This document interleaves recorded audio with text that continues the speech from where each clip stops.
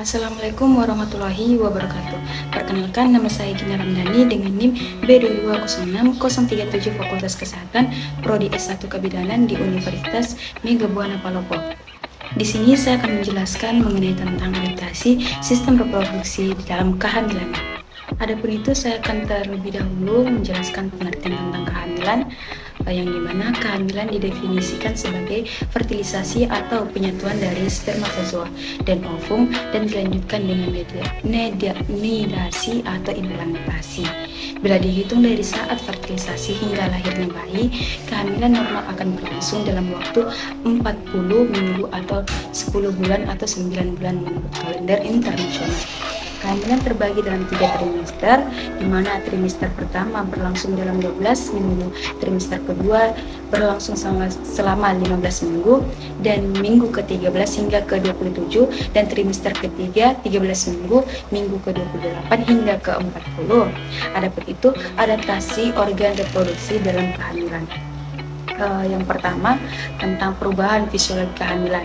Dengan terjadinya kehamilan, maka seluruh sistem genitalia wanita mengalami perubahan yang mendasar sehingga dapat menunjukkan perkembangan dan pertumbuhan janin.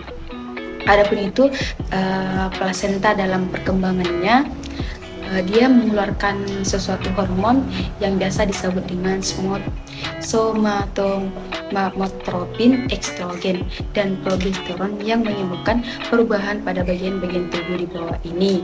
Sistem reproduksi. Yang pertama, ada uterus. Menurut Prawiro Harjo, pembesaran uterus merupakan perubahan anatomi yang paling nyata pada ibu hamil, meningkatkan konsentrasi hormon estrogen dan progesteron pada awal kehamilan, dan itu akan menyebabkan hipertrofi miometrium. Hipertrofi tersebut dibarengi dengan peningkatan yang nyata dari jaringan elastin dan akumulasi dari jaringan fibrosa sehingga struktur dinding uterus menjadi lebih kuat terhadap regangan dan distensi. Adapun itu, hipertrofi miometrium juga disertai dengan peningkatan muskularisasi dan pembuluh limfatik. Uterus bertambah besar dari yang beratnya 30 gram menjadi 1000 gram saat akhir kehamilan 40 minggu. Pembesaran ini disebabkan oleh peningkatan muskularisasi dan dilaktasi pembuluh darah, hipertrofi dari otot-otot rahim, dan perkembangan DQ2 dan pertumbuhan janin. Pada trimester kedua 28 minggu, dinding uterus menipis dan lebih lembut, dan pergerakan janin dapat diobservasi dan badannya dapat diraba untuk mengetahui posisi dan ukurannya. Adapun itu, korpus berkembang menjadi segmen bawah rahim. Lanjut, pada minggu ke-36 kehamilan terjadi penurunan janin ke bagian bawah rahim. Hal ini disebabkan melunaknya jaringan-jaringan panggul bersama dengan gerakan yang baik dari otot rahim dan kedudukan bagian bawah rahim. Lanjut, yang kedua, serviks. Perubahan yang penting pada serviks dalam kehamilan adalah menjadi lunak. Sebab pelunakan ini adalah pembuluh darah dalam serviks bertambah dan karena timbulnya oedema dari serviks dan hiperplasia serviks.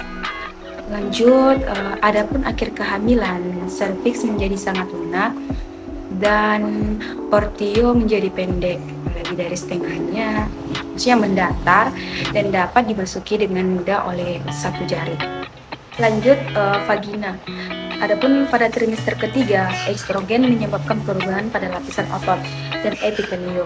Lapisan otot yang membesar, vagina lebih elastis yang memungkinkan turunnya bagian dari bawah janin. Ovarium. Tidak terjadi pembentukan folikel baru dan hanya terlihat dari perkembangan dari korpus luteum. Lanjut, kelima, payudara. Konsentrasi tinggi estrogen dan progesteron yang dihasilkan oleh plasenta menimbulkan perubahan pada payudara, yang dimana biasa disebut dengan tegangan dan membesar.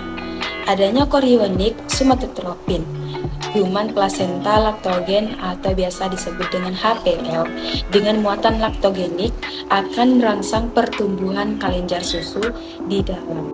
Baiklah, itulah sedikit materi yang dapat saya sampaikan mengenai tentang adaptasi sistem reproduksi dalam kehamilan. Ada kekurangan dan lebihnya, saya mohon maaf yang sebesar-besarnya. Wabillahi taufiq wal hidayah. Wassalamualaikum warahmatullahi wabarakatuh.